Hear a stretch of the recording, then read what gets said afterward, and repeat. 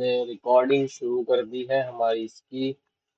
तो अब हम करने वाले हैं अपना स्टार्ट वीडियो। Let's go. ठीक है, तो आज की वीडियो में हम देखेंगे बेसिक्स ऑफ स्टॉक मार्केट और फंडामेंटल एनालिसिस। तो सबसे पहले तो हम देख लेंगे introduction to stock market. Stock market क्या है? Stock market is a stock market is where some shares of publicly traded companies are sold and bought। मतलब स्टॉक मार्केट एक जगह है जहाँ पे लिस्टेड कंपनीज के शेयर्स जो होते हैं वो बाय सेल ट्रेड होते हैं आपस में। और इधर इन्वेस्टर पार्टिसिपेट करते हैं अपनी वेल्थ को मैक्सिमाइज करने के लिए। जैसे ये investor participates to grow their wealth by investing in these companies. इन कंपनियों में लोग अपना पैसा डालते हैं जिससे उनके पैसे जो है वो उनको कंपनी ग्रो करती है, उनके शेयर्स की वैल्यू भी ऊपर जाती है और उनको होता है प्रॉफिट्स। तो और स्टॉक मार्केट में it is a place where prices fluctuate based on supply and demand driven by various factors like company performance, economic condition है, इन्वेस्टमेंट सेंटीमेंट। मतलब स्टॉक मार्केट में जो प्राइस होता है, ये जो प्राइस हम ऊपर जाते हुए ऐसे देखते हैं, वो लोगों की मतलब जो इन्वेस्टर्स होते हैं उनकी वजह से वो चीज ऊपर नीचे मतलब ऐसे फ्लक्चुएट करती है।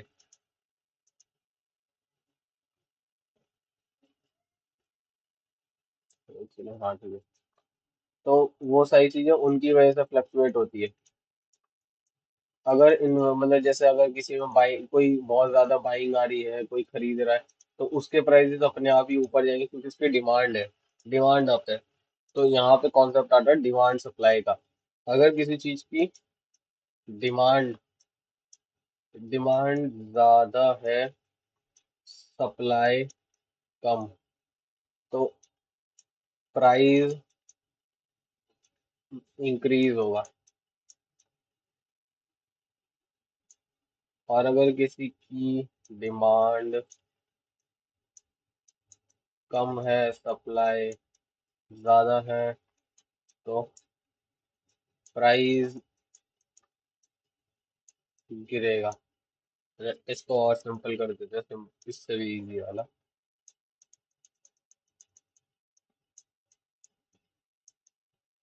एक सेकंड, ये सारा मिटा दूं पहले मैं जरा। ये मिटा दिया है, पेन ले लेंगे। हाँ, तो अगर डिमांड ज्यादा है, सप्लाई कम है, तो पी विल पी यानी P is equal to price, price बढ़ेगा। और यहीं पर अगर डिमांड किसी की कम है, सप्लाई ज्यादा है, तो प्राइस ऑटोमेटिकली घटेगा। सारा डिमांड और सप्लाई का ही होता है, कोई सी भी मार्केट हो, इंडियन फॉरेक्स, सबके अंदर डिमांड सप्लाई सबसे मेजर रोल प्ले करती है। तो उसके बाद लेकिन आज हमारा फंडामेंटल एनालिसिस की वीडियो है, ये चीज हम बाद में देखेंगे। तो उसके बाद आता है what is fundamental analysis. Fundamental analysis होता क्या है? Fundamental analysis a method of evaluating a stock to determine its intrinsic value. मतलब फंडामेंटल एनालिसिस एक मेथड है जिससे हम किसी स्टॉक की जो रियल वैल्यू है कि उसकी वैल्यू कितनी होनी चाहिए करंट में, वो पता कर सकते हैं। वो हम पता कर सकते हैं। जैसे हर स्टॉक की ना उसकी कंपनी के बेस पे एक वैल्यू होती है जो हर स्टॉक के लिए अलग अलग होती है, और ये चीज डिफाइन होती है उसकी कंपनी की परफॉर्मेंस से। लेकिन अगर कोई कंपनी अच्छा परफॉर्म करेगी तो उसके शेयर की वैल्यू भी ऊपर जाएगी। और अगर कंपनी नीचे जाएगी तो फिर किसे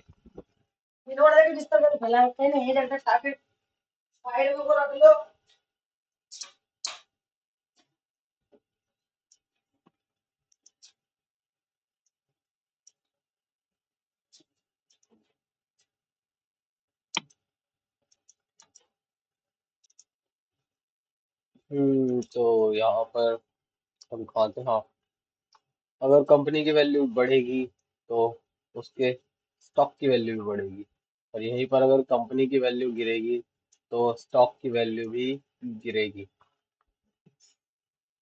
यहाँ पर आता फिर आगे आता है company, let me just delete this all.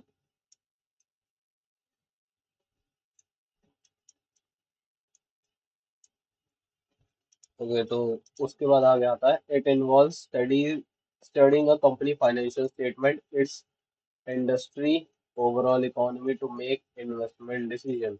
मतलब अगर आपको फंडामेंटल एनालिसिस करना है तो कंपनी, जिस भी कंपनी में करना है उसकी पहले आपको फाइनेंशियल स्टेटमेंट देखनी पड़ेगी। जैसे फाइनेंशियल स्टेटमेंट्स हो गए, जो कॉमर्स वाले वो ज़्यादा अच्छे से समझ पाएंगे। फाइनेंशियल स्टेटमेंट जैसे balance sheet, PNL statement, profit and loss, और कैश फ्लो स्टेटमेंट। ये तीन जो होते हैं सबसे बेसिक वो है जो फाइनेंशियल किसी बंदे को देखने चाहिए, कि उसके पास एसेट्स कितने की है, लाइबिलिटी कितने की है, प्रॉफिट लॉस कैसा है, कि किस क्वार्टर में प्रॉफिट हुआ, कहाँ से हुआ, कहाँ लॉस हो रहा है, वो सारी चीजें। और जो कैश फ्लो है कि पैसा कहाँ से आ रहा है कंपनी में और कहाँ से किधर आउटफ्लो हो रहा है, मतलब इनफ्लो और आउटफ्लो, कि मनी कहाँ से आ रही है और मनी कहाँ जा रही है। ये सारी चीजें हमें कैश फ्लो में देखने को मिलती है। और बैलेंस शीट में हमें देखने को मिलती है कंपनी की एसेट्स, लाइबिलिटी, कंपनी पे कितनी एसेट्स है, कंपनी पे कितनी लाइबिलिटी है।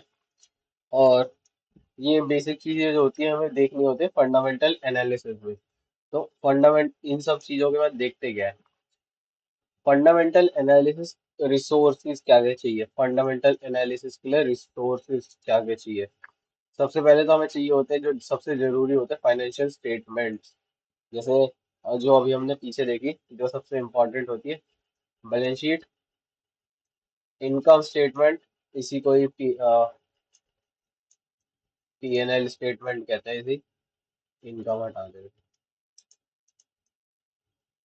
इनकम पीएनएल स्टेटमेंट और cash flow statement.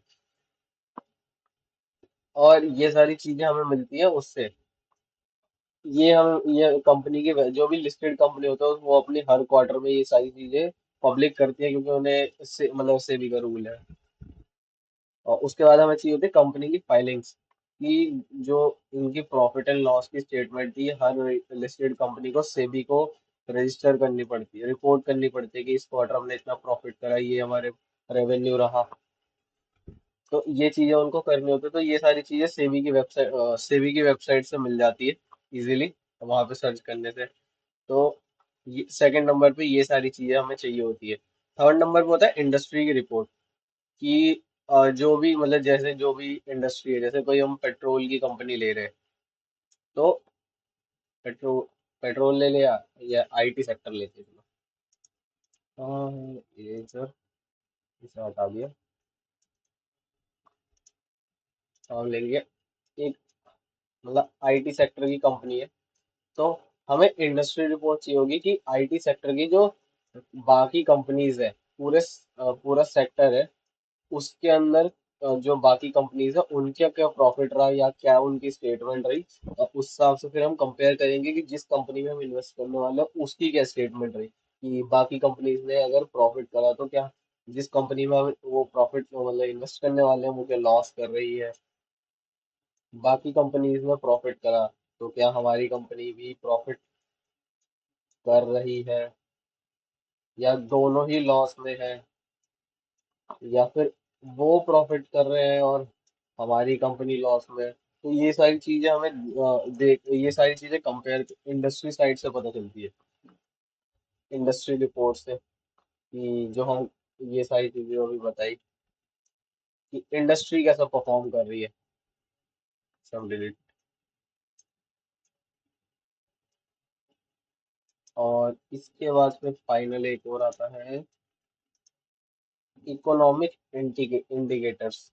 Economic indicators मतलब जैसे जीडीपी क्या है, इन्फ्लेशन क्या है, बैंक्स के इंटरेस्ट रेट क्या है, और ओवरऑल मार्केट कंडीशन क्या है, उसकी डिमांड है भी अभी इस टाइम पे कि नहीं, डिमांड है या डिमांड गिर रही है, क्या है, जीडीपी क्या चल रही है कंट्री की, जीडीपी बढ़ रही है या गिर रही है, और इन्फ्लेशन सबसे इम्पोर्टेंट, इन्फ्लेशन बढ़ रहा है या गिर रहा है। ये सारी चीजें जो होती है ना, ये हर क्वार्टर में, हर मंथ में निकलती है हर कंट्री की। अगर फॉरेक्स मार्केट की बात करें तो फॉरेक्स के अंदर ये सारी चीजें बहुत ज्यादा इम्पोर्टेंट होती है न्यूज, क्योंकि इनकी वजह से फॉरेक्स मार्केट काफी ज्यादा ऊपर और नीचे मूव कर जाता है, सिर्फ एक पॉइंट की वैल्यू की वजह से। तो ये सारी चीजें फॉरेक्स में होती है, बट इंडिया के अंदर भी स्टिल होता है। इंडिया के हिसाब से अगर हम बात करें तो वो सारी चीजें भी अफेक्ट करती है, जैसे इंडिया के मार्केट को, क्योंकि जीडीपी अगर अच्छी आती है, ग्रोथ रेट अच्छा होता है। उसके बाद आता है फंडामेंटल एनालिसिस में देखा क्या क्या जाता है। सबसे पहले फंडामेंटल एनालिसिस में देखा जाता है कंपनी का रेवेन्यू, कंपनी की अर्निंग्स क्या है, कि कंपनी प्रॉफिट कर रही है, लॉस कर रही है, कितना प्रॉफिट कर रही है पिछले साल से, उसकी सेल्स में क्या ट्रेंड है, कि सेल्स ऊपर जा रही है या सेल्स नीचे गिरी है पिछले क्वार्टर से, सेल्स ऊपर गई है या नीचे गिरी है पिछले क्वार्टर से, उनका प्रॉफिट प्रॉफिट पिछले क्वार्टर से ऊपर गया है या नीचे गिरा है। ये सारी चीजें हमें सबसे पहले रेवेन्यू और अर्निंग में देखनी होती है। और उसके बाद फिर हमने देखना होता है एसेट्स और लायबिलिटी कंपनी की। बैलेंस शीट में ये सारी चीजें मेंशन होती है कि कंपनी पे कितनी एसेट्स और कितनी लायबिलिटी थी। तो इसको हमें कंपेयर करना होता है कि प्रीवियस ईयर में कंपनी की, प्रीवियस ईयर से कंपनी की जो करंट ईयर है उसमें एसेट्स लायबिलिटी घटी है या बढ़ी है। अगर लायबिलिटीज कम हुई है तो वो कंपनीज के अच्छा तो है, लेकिन वो उसका थोड़ा सा नेगेटिव कैश फ्लो होगा। लेकिन अगर वो कंपनी की एसेट्स बढ़ी है तो वो कंपनी के लिए अच्छा तो है, लेकिन कंपनी का उसमें भी वो कैश फ्लो कम होगा, कि उस साल उनका प्रॉफिट या वो सारी चीजें थोड़ा सा कम होगी। लेकिन अगर कंपनी कहीं से लोन लेती है तो उसकी लाइबिलिटी इंक्रीज हो जाती है, क्योंकि लोन हमारे लिए एक लाइबिलिटी रिस्पॉन्स, एक डेट है, तो इसीलिए। और एक सेकंड, इसको जरा सारे को मिटा दिया जाए।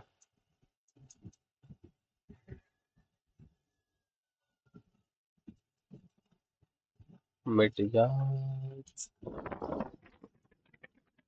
उसके बाद है मैनेजमेंट क्वालिटी, कि कंपनी का जो मैनेजमेंट है, जो उनका टॉप मैनेजर है, लीडर्स कैसे हैं। कोई कंपनी का सीईओ, कंपनी का एग्जीक्यूटिव चेयरमैन, डायरेक्टर कैसे हैं। अगर वो जैसे फ्रॉडस्टर है तो उस कंपनी में इन्वेस्ट करने से बचना चाहिए, जैसे किंगफिशर। हालांकि किंगफिशर बच गई क्योंकि कंपनी काफी पॉजिटिव थी, लेकिन उसका जो डायरेक्टर था विजय माल्या, उसकी बाकी कंपनी जैसे स्पाइस जेट हो गई, उसने स्पाइस जेट ली थी, लेकिन उसको भी तो काफी ज्यादा वो, उसकी वजह से स्पाइस जेट ऑलमोस्ट बैंकरप्ट हो चुकी है। तो ऐसे कंपनी का जो मैनेजमेंट है वो कैसा है, वो चीज भी हमें देखनी चाहिए। ये बहुत जरूरी होता है कंपनी के मैनेजमेंट को देखना। सेकंड होता है अ, कि वो जो मार्केट है, जिस मार्केट में कंपनी ऑपरेट करती है, वो मार्केट है कैसा, कि वह कॉम्पिटिटिव मार्केट है, कि बहुत सारे कॉम्पिटिटिव प्लेयर्स उसके अंदर पहले से मोनोपोली बना के बैठे हुए हैं, या फिर बहुत ही ज्यादा इजी मार्केट है, कोई भी एंटर कर सकता है। बहुत ही ज्यादा इजी मार्केट है, कोई भी आराम से एंट्री ले सकता है। अब कॉम्पिटिटिव हो गया जैसे डिफेंस, डिफेंस के अंदर जो पहले से है, जैसे पारस डिफेंस, तो इसके अंदर काफी ज्यादा रूल्स बनाए हुए गवर्नमेंट ने, कि हर कोई इतनी इजीली एंट्री बैरियर्स लगे हुए हैं, तो एंट्री इतनी जल्दी नहीं हो सकती किसी की। तो ऐसी कंपनियों में इन्वेस्ट करना काफी ज्यादा अच्छा, मतलब वैसा रहता है, लेस रिस्की रहता है, क्योंकि इनकी प्रॉफिटेबिलिटी, इनको कोई रिस्क नहीं होता इनकी मार्केट को लेके। और उसके बाद फिर हमारा नेक्स्ट है वैल्यूएशन मैट्रिक्स, कि कुछ रेशोज होते हैं जैसे प्राइस टू अर्निंग रेशो, कि शेयर का जो प्राइस है और जो शेयर से अर्निंग है, पी रेशो, इसे पी रेशो भी बोलते हैं, कि वो क्या है ये, अगर और या फिर प्राइस टू बुक रेशियो, लेकिन ये इतना वो नहीं होता, बट मेन जो होता है वो ये होता है पीई रेशियो सबसे ज्यादा जो होता है, और डिविडेंड रेशियो, डिविडेंड यील्ड, कि कितने परसेंट, एक सेकेंड,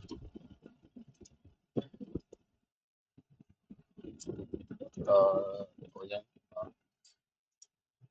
कितने परसेंट कंपनी अपने प्रॉफिट का डिविडेंड पे कर रही है, कितने परसेंट। मान ले उन्होंने 100 रुपए कमाए, उन्होंने अनाउंस करा कि इस बार हम 100 रुपए के प्रॉफिट में से कितना करें, 1% हम जो है ना वो शेयर होल्डर्स को देने वाले हैं, तो 100 रुपए में से 1 रुपए, 1 रुपी, ये जो है ये हमारा डिविडेंड है, डिविडेंड इज इक्वल टू 1 रुपी, और डिविडेंड यील्ड आ जाएगा 1%। तो ये भी देखना बहुत जरूरी होता है कि कंपनी डिविडेंड कितना दे रही है। उसके बाद कुछ और बेसिक भी टर्म्स है जो हम जो मतलब यूज होती है इन सब चीजों में, जैसे अर्निंग पर शेयर, कि एक शेयर पे कंपनी की कितनी अर्निंग हो रही है, profit allocated to each outstanding share of stock. फिर आता है पी रेशो, पी रेशो तो अभी हमने वो पीछे आ पढ़ाई, लेकिन यहाँ पे एक प्रॉपर वो दे रखी है definition, price to earning ratio indicates how much investors are willing to pay for each dollar of earning. मतलब मान लो अगर कंपनी 100 रुपए कमा, मतलब वो डॉलर लिखा उसको इग्नोर करना, अगर कंपनी 100 रुपए कमा रही है, तो 100 रुपए अर्न करने के लिए उसे कितने रुपीज क्या खर्च करने पड़े, मतलब एक्सपेंस कितना हुआ उसका, वो हमारा पी रेशियो में आता है, प्राइस टू अर्निंग, कि कितना प्राइस है और कितना उसको उसको अर्न करने में लग रहा है। डिविडेंड यील्ड तो ऑलरेडी बता दिया है, percentage return through dividends. Book value, कि कंपनी के जो शेयर्स है उनकी बुक में फेस वैल्यू क्या है, जैसे किसी की 10 रुपए होती है, 100 रुपए भी होती है, तो ये चीज फेस वैल्यू होती है, और बाकी का इसके ऊपर का मान लो कोई शेयर की द बुक वैल्यू है 10 रुपए, और वो अभी करंटली ट्रेड हो रहा है 15 रुपीज का, तो बुक वैल्यू तो उसकी 10 ही है, लेकिन जो ये 5 रुपीज एक्स्ट्रा है ये उसका प्रीमियम है, जो मतलब प्रीमियम इन द सेंस की गुडविल टाइप में है, कि वो स्टॉक की डिमांड इतनी है, या वो इतना अच्छा स्टॉक है कि लोग 5 रुपए एक्स्ट्रा भी दे रहे हैं, और वो उस पर भी ट्रेड हो रहा है। और फिर आता है डेट टू इक्विटी, कि कंपनी के जो स्ट्रक्चर है, कैपिटल स्ट्रक्चर एक चीज होती है कि कंपनी कैसे फाइनेंस कर रही है अपने आप को। इसके अंदर एक पार्ट होता है डेट, कि कंपनी थोड़ा सा लोन जरूर लेती है बाहर से, तो कितना उन्होंने लोन लिया है divided by total number of shares, ये होता है company debt to equity ratio. तो ये debt to equity ratio one one के अराउंड जो होता है वो एकदम न्यूट्रल पे आ जाता है, वो कंपनी का हेल्दी होता है। लेकिन अगर जैसे जैसे ये पॉइंट से, मतलब पॉइंट के बाद डिजिट बढ़ गई, मतलब 1 से नीचे आया, तो वो कंपनी, मतलब वो कंपनी डेट ज्यादा यूज कर रही है, और अगर पॉइंट से ऊपर जाता है ज्यादा, तो जो कंपनी की इक्विटी है, कंपनी इक्विटी शेयर होल्डर्स का पैसा ज्यादा यूज कर रही है अपने आप को रन करने के लिए। तो इसको भी नोटिस करना होता है। और उसके बाद financial health, accessing liquidity, solve, ये इतना इम्पोर्टेंट नहीं है। मैनेजमेंट एंड गवर्नेंस, ये भी हम देख चुके हैं कि कंपनी का मैनेजमेंट और अच्छा होना चाहिए। इंडस्ट्री एनालिसिस, ये भी हो गया। मैक्रो इकोनॉमिक्स तो वही हो गया, जीडीपी की कंपनी का कंपनी बोलो मतलब कंट्री के आपस में रिलेशन कैसे है दूसरी कंट्रीज से, कहीं वॉर की सिचुएशन तो नहीं है, वो सारी चीजें हैं बेसिक में मेन, लेकिन ऊपर वाला था, ये नीचे वाला इतने वो नहीं है। तो ये सारी चीजें तो नॉर्मल बेसिक टर्म्स वगैरह हो गए। Fundamental analysis also provide thorough understanding of company's financial health and future prospect. मतलब कंपनी के जो मतलब फंडामेंटल एनालिसिस हमें ये पता चलता है कंपनी फ्यूचर में क्या करने वाली है, कंपनी का फ्यूचर क्या होगा, फ्यूचर वैल्यू क्या होगी, कंपनी क्या उसके फ्यूचर प्लान्स को देख के क्या पता चल रहा है। अगर उसके फाइनेंशियल्स लगातार, मतलब मान लो किसी कंपनी का रेवेन्यू और प्रॉफिट दोनों ईयर ऑन ईयर गिरते जा रहे हैं, तो इसका मतलब ऐसा है कि वो कंपनी हो सकता है बैंकरप्ट हो जाए। लेकिन अगर कोई कंपनी है जिसका रेवेन्यू और प्रॉफिट लगातार बढ़ते जा रहे हैं, एकदम चार्ट के अंदर और फाइनेंशियल स्टेटमेंट के अंदर कि उनका 10,000 करोड़ का प्रॉफिट था, इस साल वो 12,000 करोड़ हो गया है, तो ये कंपनी के लिए अच्छा है कि वो इतना प्रॉफिट कर रहा है, हर साल उनका प्रॉफिट भी बढ़ रहा है। लेकिन सिर्फ एक अकेले प्रॉफिट से कंपनी नहीं होती ना, उसके बाद हमें और भी चीजें देखनी होती है, और इन सब चीजों की मदद से इन्वेस्टर डिसीजन बना पाता है कि उसको उस कंपनी में इन्वेस्ट करना है कि नहीं। क्योंकि हवा तो हर जगह उड़ती है। ये रहा एनालिसिस रेदर देन स्पेकुलेशन, की तुक्के के बेस पे नहीं, वो अपने दिमाग से सोच के इन्वेस्ट करता है किसी चीज में। ये जरूरी होता है, इन सारी चीजों से ये पता चलता है। और इसके बाद अब हम देखेंगे कि फंडामेंटल एनालिसिस होता कैसे है। तो फंडामेंटल एनालिसिस करने के बहुत सारे टूल्स हैं, लेकिन एक जो इनका सबसे बेसिक से मतलब अच्छा टूल है, वो है एक वेबसाइट जिसका नाम है स्क्रीनर। ये आ गई हमारी वेबसाइट। तो इसके ऊपर जैसे हम कोई भी जो भी कंपनी का फंडामेंटल एनालिसिस करना वो देखना है। तो मान लो हम कर रहे हैं भारत भारत पेट्रोलियम, हम करने वाले हैं बीपीसीएल का, भारत पेट्रोलियम। तो इस वेबसाइट पे आराम से हर चीज देखने को मिल जाती है। जैसे स्टॉक का पी रेशियो यहाँ इसने सामने दिखा दिया, मार्केट कैप कितना है कि कितनी मार्केट में उसकी वैल्यू है, कंपनी की कितनी वैल्यू है, करंट मार्केट प्राइस क्या, और इसकी बुक वैल्यू जो हमने वहां देखी थी, इसकी बुक वैल्यू 174 रुपीज है, लेकिन ये स्टॉक ट्रेड कर रहा है 303 पे। तो 303 माइनस 173, जो डिफरेंस होगा वो उसका प्रीमियम है जो लोग पे कर रहे हैं। और इसके हाई लोस की कितना ऊपर गए, हाईएस्ट कितना गया, लो कितना गया। डिविडेंड यील्ड जो हमने अभी देखी थी, ये अपने प्रॉफिट्स का 3.47% डिविडेंड में देते हैं। फेस वैल्यू 10 की है, और इनकी बुक्स में इसकी 174 वैल्यू है। और आरओसी का मतलब होता है रिटर्न ऑन कैपिटल एम्प्लॉयड, की कंपनी ने कितना कैपिटल इन्वेस्ट करा और उस पर कितना रिटर्न कमाया, मतलब प्रॉफिट उससे कितना आया। तो इनका 32% का मतलब, अगर इन्होंने 100 रुपये लगा इन्वेस्ट करे, या 100 रुपये की से मतलब इन्वेस्ट करे रॉ मटेरियल वगैरह परचेज करने में, और उसको सेल करने के बाद इन्हें 32% का प्रॉफिट हुआ, यानी 100 रुपीज पे इन्होंने 32 रुपीज ऑलमोस्ट कमाए। और ये होता है आरओई, रिटर्न ऑन इक्विटी। तो रिटर्न ऑन इक्विटी मतलब इन्वेस्टर्स ने कितना पैसा पूल करा, या जो भी इन्वेस्टेड था उसके ऊपर इन्होंने कितना रिटर्न बना के दिया। तो यहाँ पे जैसे दिखा सकते हैं, और ये फिर इस पे इनका चार्ट आ जाता है। यहीं पे हम इसका पी रेशियो ऐसे में भी देख सकते हैं, लेकिन इसका चार्ट मेन 5 साल का, 10 साल, अगर हम बेसिकली एक साल का भी चार्ट देखें, तो एक साल में भी इसने देखो कितने अच्छे रिटर्न्स दिए।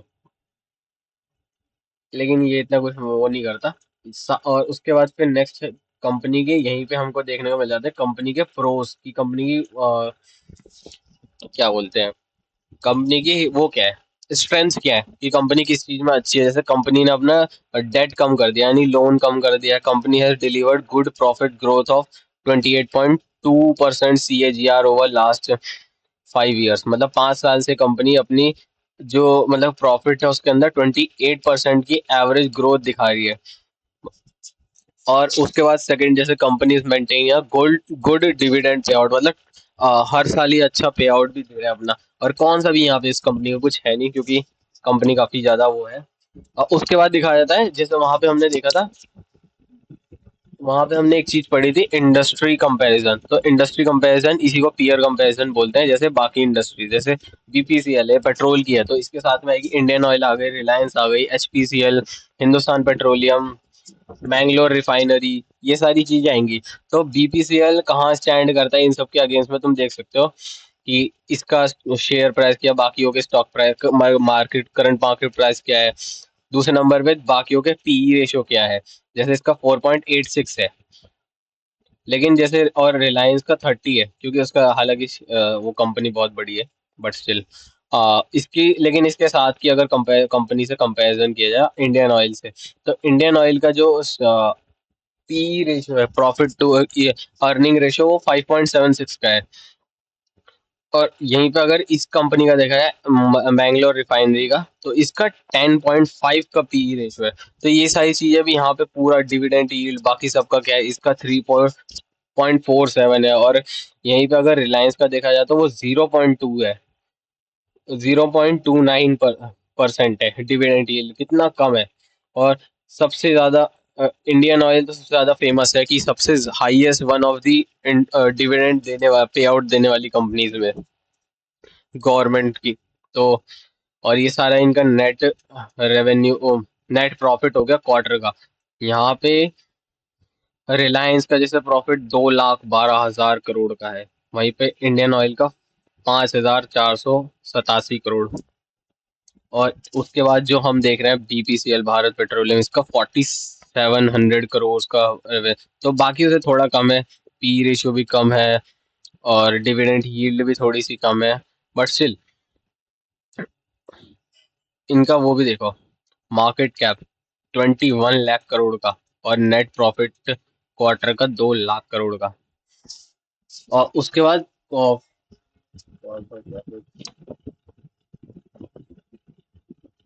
एक सेकंड, रिकॉर्डिंग हो रही है ना, हाँ रिकॉर्डिंग हो रही है।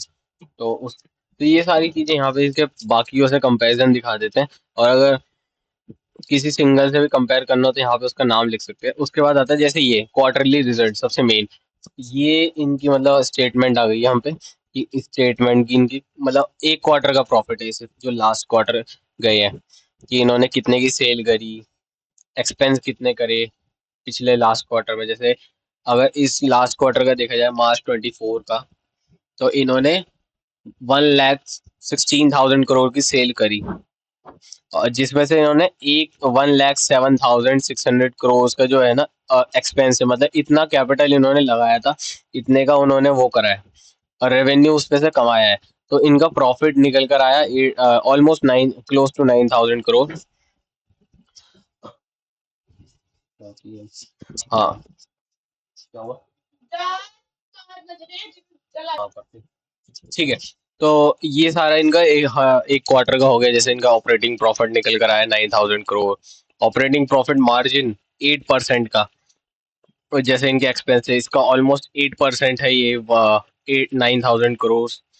पिछले लास्ट क्वार्टर इनका 55 करोड़, 5% का था, और उससे पिछले में 30। तो ऐसा आप हर क्वार्टर का देख सकते हो, कभी इनका नेगेटिव में भी था ऑपरेटिंग प्रॉफिट मार्जिन, की इन्होंने 1,26,000 करोड़ इन्वेस्ट करे, लेकिन 1,21,000 रिकवर हुए।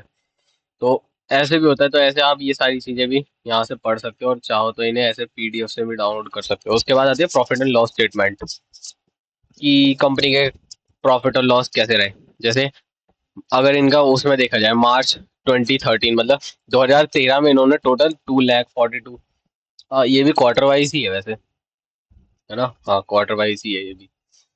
तो मार्च 2024 इन्होंने, नहीं क्वार्टर वाइज नहीं है, पूरे साल के हैं, सॉरी सॉरी, ये कंप्लीट ईयर के हैं, कि 2023 में इन्होंने कितना रेवेन्यू करा, कितना प्रॉफिट करा, कितने एक्सपेंस करे। ये वाले जो कि ये सिर्फ क्वार्टर्स के हैं, एक क्वार्टर के।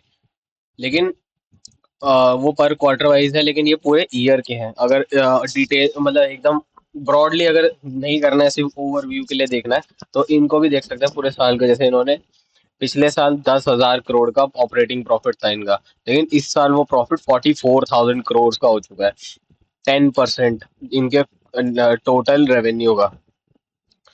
और उसके बाद फिर सारे इंटरेस्ट, कितनी इन्होंने कितना इंटरेस्ट पे करा, कितना इनकी मशीनरी पे डेप्रिसिएशन हुआ, प्रॉफिट आफ्टर बिफोर टैक्स।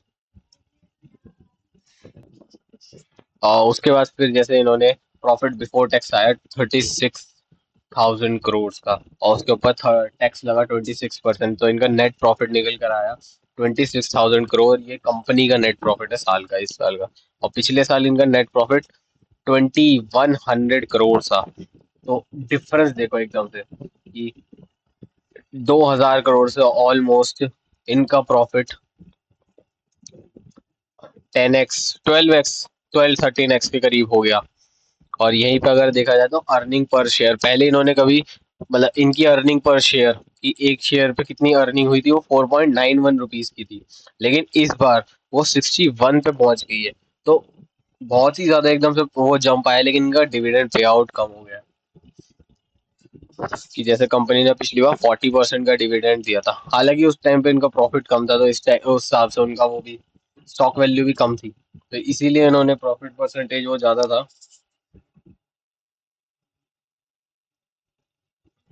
उसके बाद फिर आती है कंपनी की बैलेंस शीट, की कंपनी पे एसेट्स कितनी है, जैसे कंपनी की इक्विटी कितनी है। जैसे कंपनी पे है 22.1 करोड़ के कंपनी के शेयर्स है, जो मार्क मतलब कंपनी के पास रजिस्टर्ड है, लिस्टेड है, तो उसकी बुक्स में है।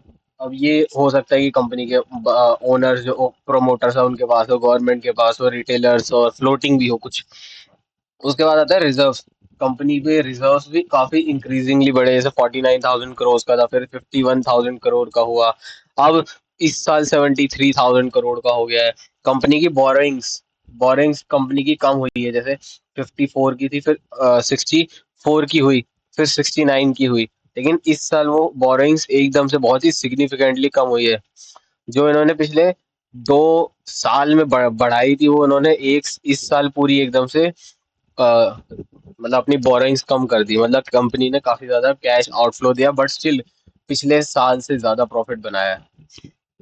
और उसके बाद फिर हम ये सारी चीजें तो फिर बैलेंस शीट दिखती है, फिर उसके बाद cash flow statement, operating activity जो मेन काम है उससे कितना पैसा आया। पहले 12,000 करोड़, इस बार 35,000 करोड़। सेकंड नंबर पे इन्वेस्टिंग, कंपनी ने कहीं इन्वेस्ट कर रखा है स्टॉक्स वगैरह में, तो उधर से कितना रिटर्न आया। और फिर फाइनेंशियल्स की, कंपनी ने लोन दिया है, किसी को कुछ करा है, तो उससे इनका फाइनेंशियल्स, मतलब कैश फ्लो कैसा रहा है, नेट कैश फ्लो। हालांकि नेट कैश फ्लो नेगेटिव दिखा रहा है, बट स्टिल इनका जो मेन बिजनेस है उससे कंपनी अभी भी प्रॉफिटेबल है।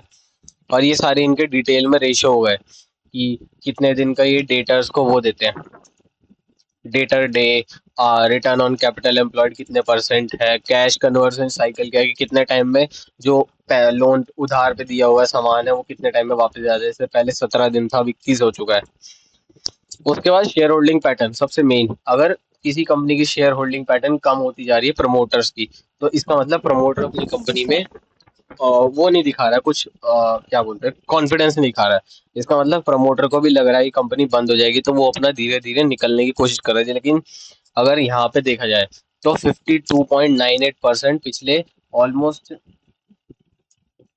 हर पिछले मतलब हर क्वार्टर से सेम है। ये क्वार्टर था, और अगर ईयरली देखा जाए तो 2017, मतलब पिछले 7 साल से लेके अभी तक ये सेम ही है, क्योंकि ये है गवर्नमेंट कंपनी, और गवर्नमेंट इतनी जल्दी अपनी जो, मतलब पीएसयू है, पब्लिक सेक्टर यूनिट है, गवर्नमेंट हाफ अपनी पा सकता है, तो गवर्नमेंट की बिल्कुल भी मतलब होल्डिंग यहाँ पे कम हुई है जब इन्होंने प्राइवेटाइजेशन करना करा था, ज्यादा तेज कर दिया था। बट स्टिल उसके बाद से इनकी कंटिन्यूअसली सेम ही वो होल्डिंग्स है। और अगर यहीं पे अगर एफ आई आईज की देखा जाए, तो एफ आई आईज मतलब अपना स्टेक कम किया था, लेकिन वापस से अब एफ आई आईज ने बढ़ा दिया अपना स्टेक। और डी आई आईज, कि अगर कोई कंपनी अच्छी होती है उसके अंदर foreign investor, F I eyes मतलब फॉरेन जो बाहर के इंस्टीट्यूशन है वो भी इन्वेस्ट करते हैं। तो अगर ये भी इंक्रीज हो रहा है तो वो भी कंपनी के लिए अच्छा है। लेकिन वो उसके भी सोर्स देखने पड़ते हैं कि वो कितना रहा है। लेकिन गवर्नमेंट की इक्विटी देखें यहाँ पे, और वहीं पे फिर पब्लिक के पास कितना है, कि रिटेल इन्वेस्टर ने कितना करा हुआ, पहले ज्यादा था, फिर कंपनी ने बाय बैक्स करे। यहाँ पे डीआईआईज ने अपनी काफी अग्रेसिवली वो स्टेक होल्डिंग बढ़ाई है। और कितने शेयर्स मार्केट में flow, number of share holder कितने हैं, 7 लाख 9 लाख, ये उनके नंबर ऑफ शेयर होल्डर कितने होते हैं। और यहाँ पे फिर ऐसे पूरा रहता है। और इन सबको देखने के लिए और ज्यादा, मतलब ये तो बेसिक एक वीडियो था कि क्या क्या चीजें होती है, क्या देखनी होती है। इसके भी और डिटेल में आगे वीडियोस आएंगे, लेकिन अभी के लिए एक बेसिक सा आइडिया था, उसके लिए ये वीडियो बनाया था। बाकी और वीडियोस भी आएंगे आगे।